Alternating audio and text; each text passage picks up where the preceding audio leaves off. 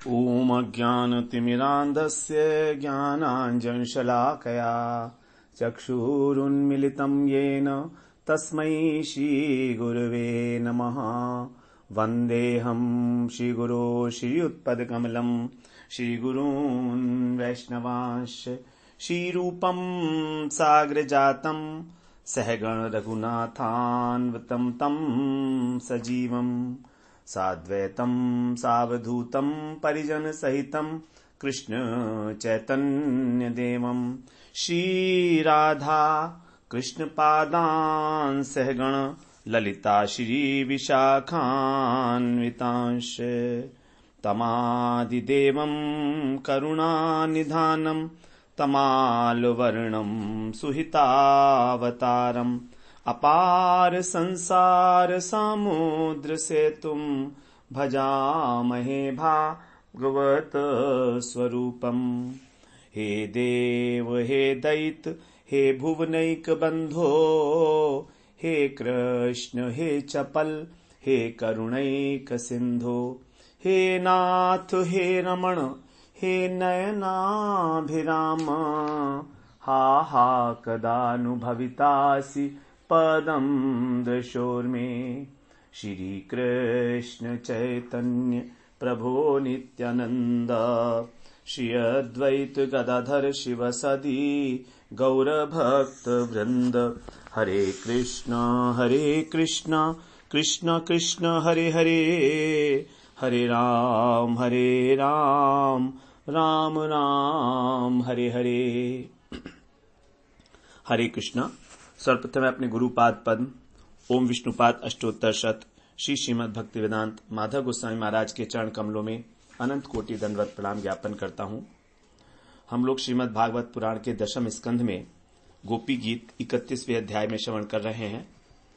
12वें श्लोक में गोपियों ने कहा कि जब आप दिन का क्षय होने पर, दिन परिक्षय, जब आप लौटते हैं, वन से लौटते हैं, तब आपकी अद्भुत शोभा है। जब बिल्कुल दिन व्यतीत हो जाता है, परिक्षय, क्षय होने पर संपूर्ण रूप से, अच्छी प्रकार से, गोपियों को दिन अच्छा नहीं लगता है क्योंकि कृष्ण का वियोग हो जाता है।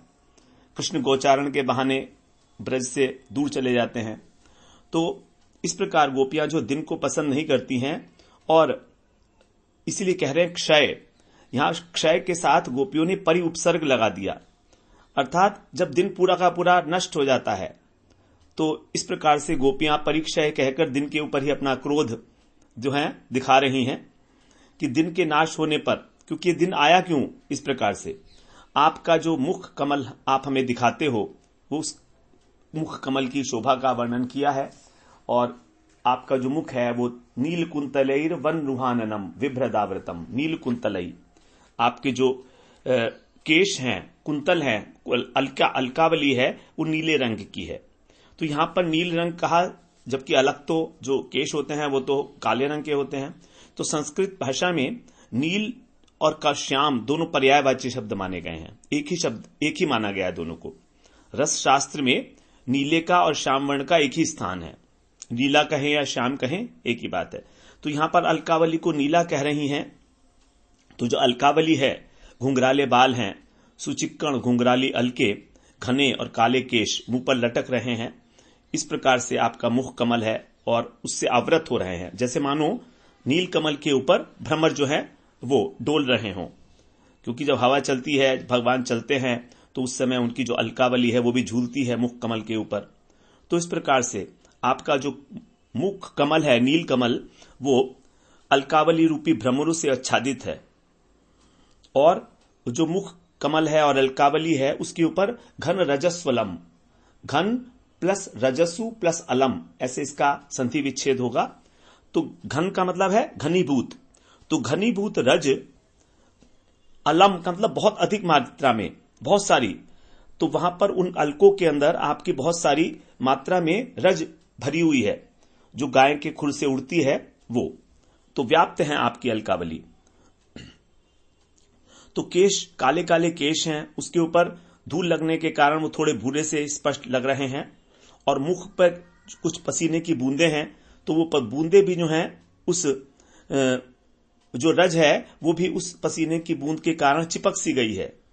तो इस प्रकार हमें आपका ये जो अद्भुत रूप है घन रजस्वलम, इसको आप हमें बार बार दिखाते हो किसी न किसी बहाने से, कभी सखाओं को बुलाने के बहाने से, कभी गायों बछड़ों को पुकारने के बहाने से, आप बार बार अपने उस सुंदर मुखारविंद को हमें दिखाते हो। और फिर क्या होता है, हमारे हृदय के अंदर, हमारे मन के अंदर स्मर जागृत हो जाता है। स्मर का मतलब काम, आपसे मिलने की आकांक्षा। स्मरणे जातः इति स्मरः, अर्थात जो स्मरण से जागृत हो जाए उसको बोलते हैं काम। देखिए, काम वासना एक ऐसी चीज है जो स्मरण से जागती है। यदि हम स्मरण नहीं करेंगे तो नहीं जागती है, तो इसलिए उसको कहा गया स्मर, काम को ही कहा गया है। तो इस प्रकार आपका जो मुख का दिव्य अलौकिक सौंदर्य है, सहज सौंदर्य है, उसका यहां पर गोपियों ने निरूपण किया है। अब यहां पर गोपिकाओं ने कहा कि आपने हमारे मन में काम को जागृत किया। अब जब काम को आपने जागृत किया तो आपको कामना पूरी भी करनी पड़ेगी। तो इस प्रकार गोपियों ने अनेक दोषों को कृष्ण के ऊपर ही आरोपित कर दिया। अब गोपियां विचार करती हैं कि यदि कृष्ण कहें कि मैं तुम्हें सबको दुखी प्रदान कर रहा हूं, मेरा तुम लोगों से अब कोई प्रयोजन नहीं, केवल दुख मैं तुमको देता हूं, तो यदि इस प्रकार से कृष्ण को जो है अच्छा नहीं लगा, अगर उनको क्रोध आ गया, तो तुरंत इस बात का जो है आशंका करके गोपियां और अपनी प्रार्थना बदल रही हैं। तो अब यहां पर गोपियां मानो कृष्ण से कहना चाह रही हैं कि ये दोष उनका अपना ही है, ये दोष हमारा ही है। आप हमारी प्रार्थना करो और हम तो जो है आपके चरणों के लिए ही व्यग्र हैं, आप बस हमको चरण कमल प्रदान करो अपने। तो यहां पर इस 13वें पद में चरणों की महिमा का वर्णन है। जैसे पहले मुख की महिमा का वर्णन हुआ, मुख के भी जो है 6 प्रकार के बताए, कथा के वर्णन हुआ, कथा अमृत स्वरूप है, उसके 6 गुण बताए, षड ऐश्वर्य संपन्न है। उसी प्रकार भगवान के चरण कमल में भी 6 विशेषण दिए गए हैं। तो अब 13वें श्लोक में कह रही हैं, प्रणत कामदम पद्मजार्चितम धरणि मंडनम ध्येयमापदी चरण पंकजम शंतमं च ते रमण न स्तनेश्वर्पयाधिहन्।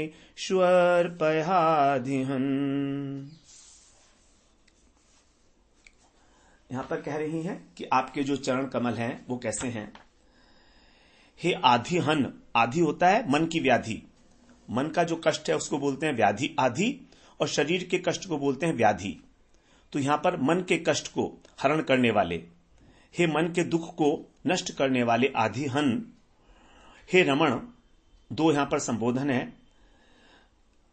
पद्मजार्चित, आपके जो चरण कमल हैं वो कैसे हैं। पद्मजार्चितम, पद्मजेन ब्रह्मणा अर्चितम, अर्थात जो पद्म से उत्पन्न हुए हैं, कमल से उत्पन्न कौन हुए हैं, ब्रह्मा जी। तो ब्रह्मा जी के द्वारा जो अर्चित हैं, ब्रह्मा जी जिनकी पूजा करते हैं, ऐसे हैं आपके चरण कमल। प्रणत कामदम, और जो भी आपके सेवक हैं, जो आपके शरणापन्न हैं, उनकी सभी इच्छाओं को पूरा करने वाले हैं। कामदम, काम माने इच्छा, दम माने देना, तो वांछा कल्पतरु हैं आप।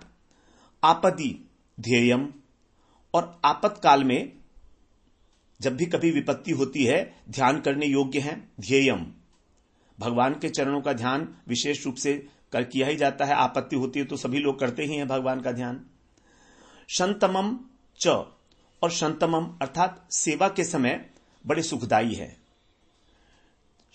तम जो है यहां पर वो सुपरलेटिव डिग्री है, और शम का अर्थ है शांत, सुख, तो सुख को देने वाले, अर्थात सबसे अधिक सुख को देने वाले, शंतमम। तम का मतलब हो गया सबसे अधिक, सर्वोत्कृष्ट। शम का अर्थ हो गया है पर शांति, सुख, आनंद। तो जब आपके चरण कमलों की सेवा की जाती है तो उस समय सर्वश्रेष्ठ आनंद की प्राप्ति होती है। भगवान के चरण कमलों का जो सेवानंद है वो उस ब्रह्मानंद से भी करोड़ों करोड़ों गुना अधिक सर्वोत्कृष्ट बताया गया है।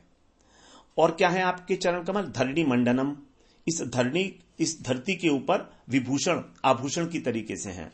आपके जो चरण चिन्ह हैं वो इस धरती के ऊपर चिन्हित हैं, तो धरती उनको आभूषण की भांति जो है धारण करती है। ते चरण पंकजम, ऐसे आपके जो चरण कमल हैं, नौ माने हमारे स्तनेशु अर्पय, हमारे स्तन प्रदेश पर, हमारे वक्षस्थल पर आप जो है धारण करें, अर्पित करें। तो इस प्रकार से यहां पर चरणों की ही जो है महिमा का प्रतिपादन दोबारा से किया है। पहले भी कह चुकी हैं गोपियां, चरण मीशाम संस्कृते भयात, जिनसे सभी प्रकार के संसार के भय नष्ट हो जाते हैं, ऐसे चरण कमल आपके। तो वहां पर चरण कमल और कर कमल दोनों कहे थे। अब यहां पर विशेष रूप से चरण कमल की ही बात हो रही है, क्योंकि चरण कमलों में ही उनकी गति है। गोपियां स्वयं को कृष्ण की दासियां मान रही हैं और उनको अत्यंत दुख भी हो रहा है कि जब ब्रज में कृष्ण चलते हैं तो उनके चरण में कितना कंकड़ चुभते होंगे, आशंका है उनको इस प्रकार की। तो इस प्रकार से कह रही है हमारा हृदय बड़ा व्याकुल है, ये वन में चलने के लिए नहीं है गायों के पीछे पीछे आपके चरण कमल, इस प्रकार से। तो यहां पर जो है सबसे पहले जो कहा गया है कमल की भांति है, हम जानते ही हैं कमल जो है शीतल है, सुगंधित होता है, रसाद्र होता है और उसकी लालिमा तो इतना, उसके अंदर जो कर्णिका है वो रस युक्त होती है। तो इस प्रकार आपके जो चरण कमल हैं वो प्रेम की सुगंध से परिपूर्ण हैं और सभी प्रकार के तापों को शीतलता प्रदान करने वाले हैं भगवान के चरण कमल। कमल के विषय में बताया गया है, कमल कमनीय है, कमल सुंदर है, कमल शीतल है, कमल सुगंधित है, कमल रसाद्र है, उस प्रकार के ही आपके चरण हैं। फिर आगे कह रही हैं प्रणत कामदम, अर्थात जो इन चरणों में प्रकृष्ट रूप से नत हो जाता है। प्रणत का मतलब है प्रकृष्ट रूपेण नत, अर्थात जो स्वयं को समर्पित कर देता है सब प्रकार से, सर्वात्मना, आत्मनिवेदन, मन क्रम वचन से जो समर्पित हो जाता है आपके चरणों में, उसको कामम ददाती इति कामदम, अर्थात समस्त कामनाओं को प्रदान करने वाले हैं। जब सुंदरकांड में रामचरितमानस में आता है, जब विभीषण जो है राम की शरण में आते हैं लंका छोड़कर, तो उनके मन में कुछ वासना रह गई थी। शरणागति तो ली थी, लेकिन उनके मन में कुछ वासना रह गई थी जिसको उन्होंने खुद ही स्वीकार किया है। उर कछु प्रथम वासना रही, विभीषण के मन में एक वासना थी, लेकिन जब भगवान के चरण कमल का उन्होंने आश्रय लिया तो वो सारी की सारी वासना प्रेम सरिता में बह गई। लेकिन भगवान तो कामदम है, भगवान को मालूम था कि इनकी इच्छा क्या है, इसीलिए कह रहे हैं तुलसीदास जी, जो संपद शिव राम नहीं दीन दिए 10 मात, सोई संपदा विभीषण ही सकुचि दीन रघुनाथ। जिस संपत्ति को, लंका रूपी जो संपत्ति थी स्वर्ण की, उसको जब शंकर भगवान की उपासना की थी रावण ने, तो अपने सर को 10 बार जो है काट काट कर उनके चरणों में समर्पित किया था, तब उसको लंका मिली थी। ऐसी लंका को भगवान ने विभीषण को दे दिया। बड़ा संकोच हो रहा है भगवान को, ये मैं क्या दे रहा हूं इसको, बड़े संकोच से बोलते हैं भैया मैं भी वनवासी हूं, राजपाट सब छोड़ दिया है, पत्नी के विरह में व्याकुल हूं, युद्ध सिर पर खड़ा हुआ है, ऐसी परिस्थिति में मैं तुम्हें क्या दूं, आप शरण में आए हो, फिर भी बहुत छोटी सी भेंट ये तुमको दे देता हूं। राम इतने करुणामय हैं कि ऐसी स्थिति में भी देखिए किस प्रकार अपने शरणागतों को सब कुछ प्रदान करते हैं। अभी लंका जीती नहीं गई है, लेकिन राजा राज्याभिषेक कर दिया। और तुलसीदास जी कह रहे हैं कैसे किया, सकुच दीन रघुनाथ, जैसे कुछ दिया ही नहीं है, जैसे कुछ भी नहीं दिया। बड़ा संकोच हो रहा है राम जी को कि मैं इसे क्या दे रहा हूं, कुछ भी तो नहीं है। कोई भी कामना क्यों ना हो, लौकिक कामना हो, अलौकिक कामना हो, चरण कमल सबके लिए कामदम है, वांछा कल्प तरु है। शरणागत की कभी कोई कामना अपूर्ण नहीं रखते भगवान। जब ध्रुव महाराज को भगवान ने दर्शन दिए तो ध्रुव महाराज ने कहा, कृतार्थोस्मि वरम न याचे। बस मैं अब कृतार्थ हो गया प्रभु, मुझे कोई वर नहीं चाहिए। भगवान ने कहा, नहीं, तुम्हारी तो इच्छा थी ना, पहले प्रथम कुछ वासना रही, तुम्हारी इच्छा थी राज्य करने की, तो तुम अब 36,000 वर्ष तक राज्य करोगे। उसके बाद फिर तुमको ध्रुव पद प्राप्त होगा, जो बैकुंठ की तरीके से ही सारे ऐश्वर्य हैं वहां पर। तो इस प्रकार से भगवान सबकी इच्छाओं को पूरा करते हैं, अपने भक्तों की। तो भगवान का भजन करते हुए हमको बहुत जागरूक रहने की आवश्यकता है, कहीं हमारे हृदय में किसी प्रकार की कोई लौकिक कामना ना उत्पन्न हो जाए। बस जैसे ही लौकिक कामना उत्पन्न हुई, भगवान हमको वो कामना पूरी करके और हमारे को वंचित कर देंगे, जो वास्तविक वस्तु है वो नहीं देंगे। भगवान की जो भक्ति है, भगवान का जो प्रेम है, वो हमें नहीं देंगे। वो कहां दिया? ध्रुव महाराज को अपनी भक्ति कहां दी? अपनी सेवा में कहां रखा? ध्रुव महाराज तो ध्रुव लोक के अंदर हैं। एक बार एक कथा आती है, जब नारद जी का मन हुआ कि एक बार अपने चेले से मिलकर आता हूं ध्रुव से, ध्रुव लोक में क्या कर रहा है, वो ठीक तो है ना। तो नारद जी ध्रुव लोक जाते हैं, देखते हैं ध्रुव महाराज वहां पर राज सिंहासन कहीं पड़ा है, एक कोने में बैठे हुए हैं, रो रहे हैं, भगवान को याद कर करके रो रहे हैं, विभोर हैं। नारद जी पूछते, क्या हुआ बेटे, इतना विलाप क्यों कर रहे हो? ध्रुव महाराज रो रहे हैं, कह रहे भगवान ने मुझे छल लिया, मुझे अपने चरणों की सेवा नहीं दी, ये ध्रुव लोक दे दिया, मैं क्या करूंगा इसका। जब ध्रुव महाराज वरदान प्राप्त करके लौट कर आए थे तो भागवत में आता है कि उनका मन बड़ा उदास था। भगवान के दर्शन करके आ रहे हैं लेकिन मन बड़ा उदास है, क्योंकि उनके हृदय की जो कामनाएं थी वो तो नष्ट हो चुकी थी, सब कृतार्थ हो चुके थे वो। लेकिन तो भी भगवान ने उनको जो है राज्य दे दिया, अपने चरणों की सेवा नहीं दी। इस प्रकार कह रहे हैं कामदम। भगवान के तो सभी प्रकार के भक्त हैं, आर्तो जिज्ञासु अर्थार्थी ज्ञानी च भरतर्षभ। अर्थार्थी भी, जो अर्थ की कामना करने वाला है वो भी। तो भगवान के चरणों के स्मरण मात्र से ही भगवान सभी इच्छाओं को पूरा कर देते हैं। बलि के तो भगवान द्वारपाल ही बन गए थे। केवल क्या किया था? चरणों में समर्पित तो किया था, अपने को आत्मनिवेदन किया था बलि महाराज ने कि आप अपना तीसरा कदम मेरे मस्तक पर पधराइए। देखिए, इतना करना मात्र से आप बलि महाराज के द्वारपाल बन गए। उसकी रक्षा का दायित्व अपने ऊपर ले लिया भगवान ने। रक्षिष्ये सर्वतो अहम त्वाम सानुगम परिच्छदम। कह रहे हैं भगवान, हे बलिराज, मैं अपने समस्त परिकरों के सहित सब प्रकार से तुम्हारी रक्षा करूंगा, अपने परिकरों के सहित। तो केवल प्रणाम करने मात्र से भगवान इतने बड़े दायित्व हमारा ले लेते हैं। योग क्षेमम वहाम्यहम अनन्यास चिंतयन्तो माम। तो जो उनके पूर्णतः शरणागत हो गए हैं, उनके संबंध में क्या कहा जाए। भगवान के चरणों में विशेष रूप से आसक्त हैं गोपियां, क्योंकि जो चरणों की वंदना करता है उसके हृदय के अंदर पहली बात तो भगवान काम को रहने ही नहीं देते। देखिए, कामदम के दो अर्थ बताए गए हैं। कामम दमयति खंडयति इति कामदम, और कामान ददाति इति कामदम, अर्थात जो कामनाओं का विनाश कर देते हैं हमारे हृदय से, इच्छाओं का, उसको भी कामदम कहते हैं, जो दमन करते हैं। और जो कामनाओं को सिद्ध करते हैं, देने वाले हैं, उनको भी कामदम।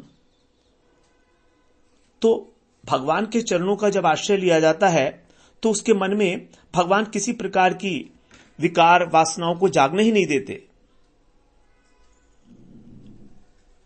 क्योंकि उनका मन निरंतर भगवत चरणों में अनुरक्त है, स्थिर है। अगर भगवान मन में स्थित हैं तो फिर काम कैसे आएगा? संसार की वासनाएं, संसार की इच्छाएं कैसे आएंगी, उसमें जागृत कैसे होंगी। उनके सारे मनोरथ तो भगवान उनकी आवश्यकता के अनुसार पहले ही पूरा करके रखते हैं। इस प्रकार से भगवान के जो चरण कमल हैं वो चारों पुरुषार्थों को देने वाले हैं। यहां पर इस पद के माध्यम से बताया गया है, सबसे पहले धरणी मंडनम, अर्थात धर्म, धरणी क्या मतलब है, धरती माने धरती का विभूषण है, अर्थात धर्म पुरुषार्थ सिद्ध होता है इसके द्वारा। पद्मजार्चितम, पद्मजार्चितम का मतलब है कि यहां पर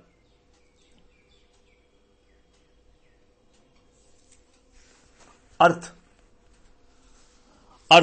धर्म, अर्थ, काम, मोक्ष। तो पद्मजार्चितम का मतलब है अर्थ को पूरा करने वाले हैं, अर्थ पुरुषार्थ को। प्रणत कामदम से काम को पूरा करते हैं, और ध्यान करने से आपातकाल में, और शंतमम अर्थात सेवा करने से भगवान की मोक्ष को भी प्रदान करने वाले हैं। तो इस प्रकार के भगवान के जो चरण हैं वो 4 प्रकार के पुरुषार्थों को सिद्ध करने वाले हैं, धर्म, अर्थ, काम, मोक्ष। इसीलिए भगवान ने गीता में बड़ी स्पष्ट आज्ञा दी, मन मना भव मद भक्तो मद्याजी माम नमस्कुरु। माम नमस्कुरु, केवल नमस्कार करो, वंदन करो। वंदन भक्ति का बड़ा महत्व है, क्योंकि वंदन भक्ति जो है 24 आवर्स की जा सकती है। सोते जागते, उठते बैठते, खाते पीते हम अपने को भगवान के चरणों में बार बार प्रणिपात कर सकते हैं मन से। शारीरिक रूप से संभव नहीं है, लेकिन इस वंदन भक्ति के द्वारा हमारा जो अभिमान है वो नष्ट हो जाता है। आपने देखा होगा वैष्णव परंपरा में विशेष रूप से सभी वैष्णव एक दूसरे को दंडवत प्रणाम करते हैं, दंडवत दंडवत, बार बार अपने मन में भाव लाते हैं कि हम आपके प्रति प्रणत हैं, आप हमारे ऊपर कृपा करो। इससे हमारा अभिमान नष्ट होता है। अभिमान कभी कभी व्यक्ति को सेवा का भी अभिमान हो जाता है, माला करने का भी अभिमान हो जाता है। तो जब भगवान के उपकार का स्मरण करते हैं, वंदन करते हैं, तो हृदय में दीनता टिकती है, अभिमान नष्ट होता है। और दीनता ही जो है भक्तों का भूषण है, दीनता ही भक्तों का भूषण है। जो अभिमानी है उसको तो भगवान देखते तक नहीं, उसका मनोरथ तो पूरे करने का प्रश्न ही नहीं है। तो यदि भगवान हमको किसी विपत्ति से बचाते हैं तो भी हम ये मान लीजिए बहुत बड़ी बीमारी है और बीमारी हमारी ठीक हो गई, तो हम डॉक्टरों की ही जो है गुणगान करते हैं कि वो डॉक्टर बहुत अच्छा है, हमारी बड़ी सेवा की, उसने बड़ा अच्छे प्रकार से दवाइयां दी, सब किया, केयर किया, हॉस्पिटल में बहुत अच्छा हॉस्पिटल था। भगवान के गुण नहीं गाते, डॉक्टर के, हॉस्पिटल के गुण गाते हैं। भगवान को कुछ भी समर्पित करते हैं तो कहते हैं हमने सेवा की भगवान की। अरे भाई, हम सोचो, हम क्या भगवान की सेवा करेंगे? हमारा कुछ है? सब कुछ तो उनका दिया हुआ है। अब उनकी वस्तु से उनकी ही सेवा करना, उसके अंदर ये अभिमान करना कि मैंने आज इतना डोनेशन दिया, इतना ये किया, इतना वो किया, मठ में, मंदिर में, ये इसका कोई लॉजिक लगता है आपको? कहां से आता है सब कुछ? लेकिन हम उसके अंदर भी कर्तापन का अभिमान डाल देते हैं सेवा में, तो कहां से भगवान के चरणों में प्रणत होंगे? तो इसलिए कह रहे हैं नम्र होकर भगवान के चरणों में जो है झुक जाइए। और भगवान के चरणों में झुकने का ही ये लक्षण होगा कि हम गुरु और वैष्णवों की आज्ञा का हमेशा पालन करेंगे, उनके चरणों में हमेशा प्रणिपात करेंगे, उनका चरण वंदन करेंगे, उनके लिए कभी भी कोई भी गलत शब्द, किसी प्रकार की निंदा, कुछ भी नहीं करेंगे। तो भगवान जो हैं, जो अपने चरणों में आता है उसी की रक्षा करते हैं। फिर आगे बता रहे हैं, तीसरा विशेषण है पद्मजार्चितम। पद्मजा, कमल से प्रकट हुई लक्ष्मी, ऐश्वर्य की अधिष्ठात्री हैं, वो भी इनकी अर्चना करती हैं। लक्ष्मी जी का भी एक नाम पद्मजा है, तो वो भी इनकी अर्चना करती हैं। तो उनके द्वारा पूजित हैं भगवान के चरण। जिन लक्ष्मी जी की कृपा के लिए देवता वर्षों तक तपस्या करते हैं, वही लक्ष्मी जी रमा वैकुंठ में भगवान के राजभवन में बुहारी लगाती हैं। तीसरे स्कंद में हम लोग श्रवण कराए हैं। ये रमा वैकुंठ जो है इस लोक के अंदर ही है। रमा वैकुंठ भगवान ने लक्ष्मी जी की इच्छा से ही उस वैकुंठ की रचना की है, उसको रमा वैकुंठ बोलते हैं। तो ऐसी लक्ष्मी जी भी जो हैं निरंतर व्यग्र रहती हैं कृष्ण की सेवा करने के लिए।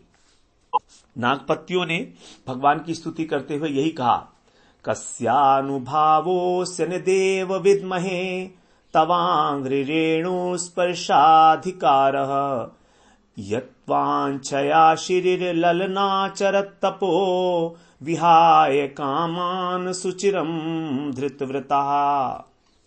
हे देव, आपके चरणों की धूलि का स्पर्श करने की आशा से लक्ष्मी जी ने सभी प्रकार की कामनाओं को त्याग दिया है और व्रत लेकर तपस्या कर रही हैं बेलवन में। तो उसी आपकी चरण रज को जो लक्ष्मी जी के द्वारा भी वांछित है, उसको उस रज को प्राप्त करने का अधिकार इस कालिये को दे दिया। कौन से पुण्य के फल स्वरूप दिया है आपने इसको यह अधिकार कि आपने अपने पूरे चरण को इसके सिर पर स्थापित कर दिया, यह हम लोग नहीं समझ पा रहे हैं।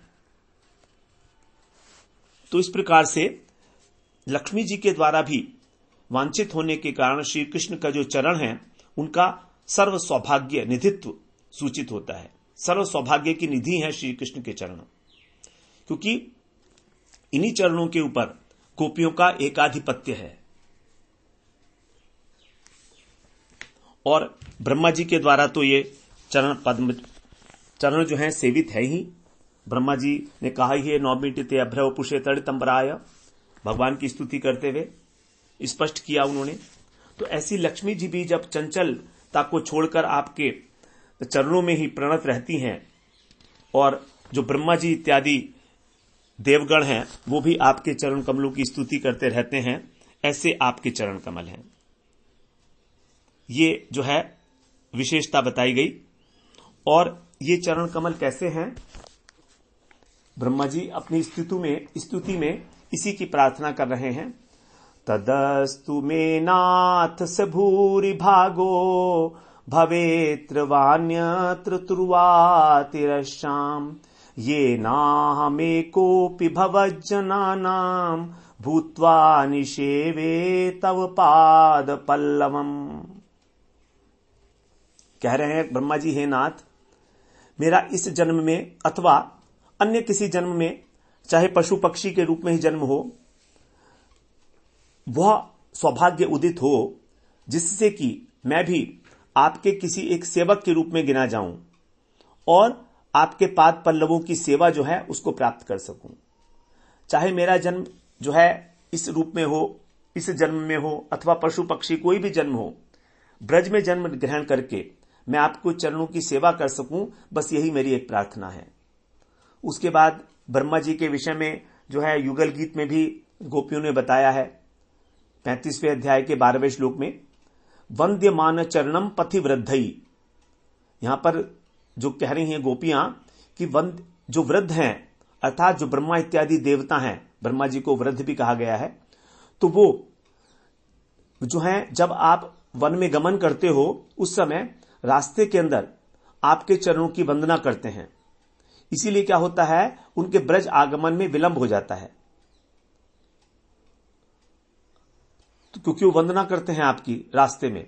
तो अलक्षित रूप से ब्रह्मा इत्यादि देवता जब भगवान वन में जाते हैं अथवा वन से लौटते हैं, वन से लौटने के लिए जो है तब उन्होंने कहा था कि लौटते समय जब आप आते हैं ब्रज में तो लेट हो जाते हैं, इसीलिए क्योंकि वहां पर रास्ते में आपके ब्रह्मा इत्यादि देवगण जो हैं वो स्तुति करते हैं।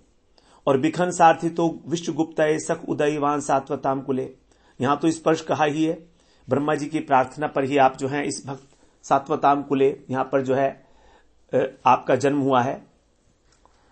तो इस प्रकार कृष्ण के जो चरण कमल हैं लक्ष्मी जी के द्वारा, ब्रह्मा जी के द्वारा भी वंदनीय हैं। ऐसा कहने पर भी अब आगे कह रही हैं धरणी मंडनम, अर्थात धरती जो है वो भी आपके श्री चरण के जो चिन्ह हैं, 19 चिन्ह हैं, ध्वज वज्र अंकुश इत्यादि उनसे अलंकृत किया हुआ है इस धरती को भी, इसलिए आप धरणी मंडनम है। जो धरती है वो भी लक्ष्मी जी की भांति ही भगवान की प्रिया है। तो इस प्रकार से जो कृष्ण है वो अपने चरण चिन्हों से इस भूमि के वक्षस्थल को भी जो है शोभायमान करते हैं। तो कृष्ण चाहे कहीं भी रहें, उनके जो चरण कमल हैं वो तो पृथ्वी से कभी दूर नहीं होते। तो इस प्रकार से लक्ष्मी जी की तुलना में भी जो इस भूमि का सौभाग्य है, विशेष रूप से प्रगट काल में भगवान जब ब्रज में आते हैं तब उनकी जो प्रीति है भूमि के प्रति वो अधिक है कृष्ण की। वृंदावन के विषय में तो बताया गया है कि कितनी महिमा है उसकी। वृंदावनम सखी भुवो वितनोति कीर्तिम यत देवकी सुत पदाब्जंबु लब्ध अंबुज लब्ध लक्ष्मी, कि हे सखी ये वृंदावन अपनी कीर्ति का विस्तार कर रहा है, क्योंकि ये जो धाम है, ब्रज धाम है, ये यशोदानंदन श्याम सुंदर के चरण चिन्हों से सुशोभित हो रहा है। उद्धव इत्यादि भी सभी इस चरण रज को प्राप्त करना चाहते हैं।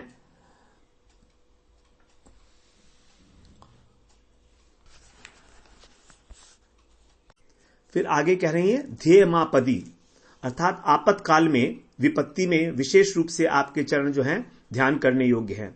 इनके चिंतन के प्रभाव से ही ब्रजवासी इंद्र के द्वारा जो आंधी तूफान वर्षा इत्यादि की गई थी तो वो सुरक्षित रह सके, क्योंकि ये आपके चरणों का कृपालुता है। यहां पर चरणों की कृपालुता जो है, करुणा, यहां पर वो प्रकाशित हुई है। ध्येय मापदी, कोई भी विपत्ति आए यदि हम भगवान के चरणों का ध्यान करते हैं, क्योंकि सबसे बड़ी विपत्ति यही है कि भगवान के चरणों का ध्यान न होना, सबसे बड़ी विपत्ति यही है। तो इस प्रकार से जब गजेंद्र ने उसके ऊपर संकट आया, प्राण संकट, तो उसने आर्त स्वर में आपके चरण कमल का स्मरण किया। भगवान स्वयं वहां पर आ गए उसको ग्रह से बचाने के लिए। तो वहां पर जो है प्रत्येक जगह पर जब भी आर्त होकर भक्तों ने भगवान को पुकारा है तो वहां पर भगवान उपस्थित हुए हैं। भागवत में कहा भी गया है, ध्येयम सदा परिभवग्नमभीष्ट दोहम तीर्थास्पदम शिव विरंचिनुतम शरण्यम भृत्यार्त्यहम प्रणतपाल भवाब्धिपोतम वंदे महापुरुष ते चरणारविंदम। आपके ही जो चरण कमल है वो ध्यान करने के योग्य है। ध्येयम सदा परिभवग्नम अभीष्ट दोहम, सभी प्रकार का अभीष्ट प्रदान करने वाले परम पवित्र गंगा इत्यादि तीर्थों के भी आश्रय स्वरूप शिव ब्रह्मा के द्वारा वंदित और जो आपके शरण भक्त हैं उनकी आरती, उनके दुख को नाश करने वाले, और ये संसार सागर जो है इसके लिए, इसको पार करने के लिए जहाज की सदृश आपकी पद्मों की वंदना करता हूं। 11वें स्कंद के 5वें अध्याय का 33वां श्लोक है। तो भगवान जो है, भगवान के चरण कमल ही ध्यान करने योग्य है। ध्येय मापदी, अनेक अनेक प्रकार की जो आपत्ति आ सकती हैं हमारे जीवन में, चाहे लौकिक हो चाहे परलौकिक हो, क्योंकि लौकिक पर आपत्ति क्या है, रोग शोक इत्यादि भय, ये सब तो भगवान के चरणों के ध्यान से ही दूर हो जाती हैं सारी। यहां पर जो गोपियों का अभीष्ट है वो है उनका विरह दुख, तो इस विरह को दुख को भी आप जो है दूर करने वाले हैं। इसलिए आगे कह रहे हैं शंतमम चते। शंतमम, शंतमम मतलब शम प्लस तम। शम का मतलब है सुख शांति, सर्वोत्तम, तो तम का मतलब सर्वोत्कृष्ट। तो जब आपकी सेवा की जाएगी तब सर्वोत्कृष्ट रूप से आनंद की प्राप्ति होती है। तो यहां पर गोपीगण केवल चरणों की सेवा की ही इच्छा कर रही हैं और सेवा से ही उनको परम सेवानंद की प्राप्ति होगी। उन्हें प्राप्ति की इच्छा नहीं है कि उनको आनंद की प्राप्ति हो, वो तो अपने आप से हो जाएगी, उसके लिए कोई प्रयास नहीं करना है उनको, क्योंकि भगवान के चरण जो है परम मंगलमय है। इस प्रकार से फिर आगे कह रही हैं आप आधिहन हो और रमण भी हो।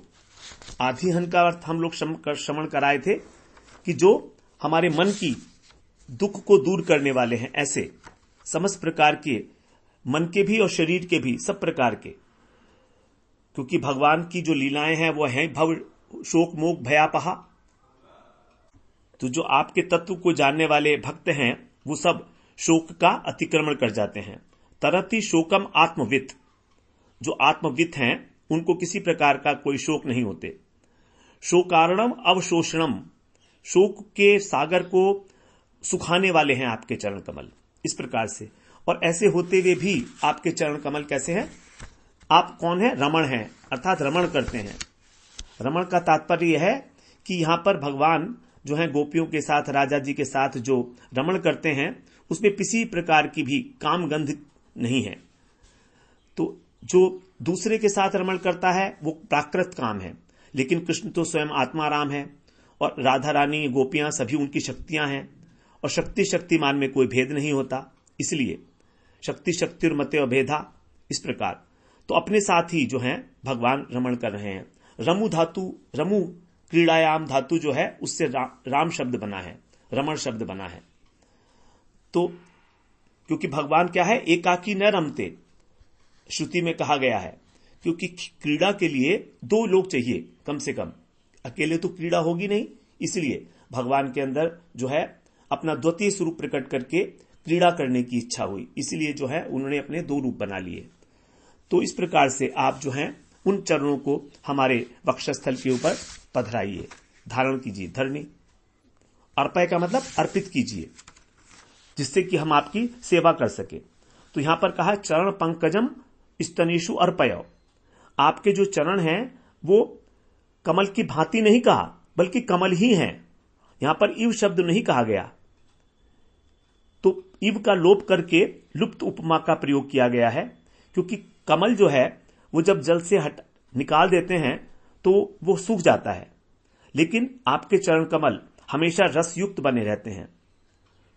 तो आपके चरण कमल को जब हृदय में धारण करके ध्यान करते हैं तो वो नित्य नवायमान, उनका सौंदर्य बना रहता है। इस प्रकार उन चरण कमलों को ही हृदय पर धारण करना चाहती हैं गोपियां। तो क्या यहां पर गोपियां अपना स्वसुख चाहती हैं चरण कमलों को हृदय पर धारण करके? यदि ऐसा है तो उनमें निष्काम प्रेम कहां हुआ? तो यहां पर बलदेव विद्याभूषण प्रभु कहते हैं कि जैसे कोई युवती किसी युवक को प्रसन्न करके अपने हाव भाव के द्वारा रति की कामना करती है, ये सकाम प्रेम का उदाहरण है। लेकिन यहां पर जो है, जो कामना की जा रही है वो भिन्न प्रकार की है। यहां पर अपना रति सुख नहीं है, अपना रति सुख नहीं है, केवल कृष्ण का ही सुख साधन, केवल कृष्ण को ही सुख देने की वांछा है। इसीलिए तो यहां पर क्योंकि वो स्वयं ही भगवान की ही शक्तियां हैं, तो भगवान की शक्ति का एक ही कार्य है, भगवान को आनंद देना। जैसे भगवान का जो अंश जीव है उसका एक ही कार्य है, भगवान को आनंद देना, भगवान की सेवा करना। अब भगवान की सेवा करने से आनंद तो मिलेगा ही, क्योंकि भगवान आनंद स्वरूप हैं। तो इस प्रकार से जो आनंद है वो गौण है, सेवा मुख्य है। तो यहां पर जो गोपियां हैं उनकी स्वसुख वांछा तो किंचित मात्र भी नहीं है, इसलिए वो निष्काम प्रेम का ही, शुद्ध प्रेम का ही एक उदाहरण प्रस्तुत कर रही हैं यहां पर, इस प्रकार कह के। तो जो चरण कमल हैं उनकी कोमलता, लालिमा, सुगंध, शीतलता इत्यादि, ये सब कुछ कमल के गुण कृष्ण के चरण कमलों में हैं। लेकिन उनको जब हृदय में धारण करते हैं तो दिन प्रतिदिन यही जो चरणों के गुण हैं उनकी नवीनता जो है बनी रहती है। तो इससे जो है गोपियां उसी को कह रही हैं कि आप हमारे हृदय में और उस चरण कमलों को धारण कीजिएगा। इस प्रकार से हमने आज चरण कमलों की महिमा 6 प्रकार के जो विशेषण दिए गए उसके माध्यम से यहां पर श्रवण की। बड़े सुंदर सुंदर यहां पर श्लोक हैं, क्योंकि मुख की महिमा, भगवान की कथाओं की महिमा, भगवान के कर कमल की, चरणों की, सबकी महिमा का यहां जो है प्रतिपादन किया गया है। अब अगले सत्र में हम लोग जो है 4वें श्लोक में प्रवेश करते हैं। वांछा कल्पतरुभ्यश्च कृपा सिंधुभ्येव च पतितानां पावनेभ्यो वैष्णवेभ्यो नमो नमः।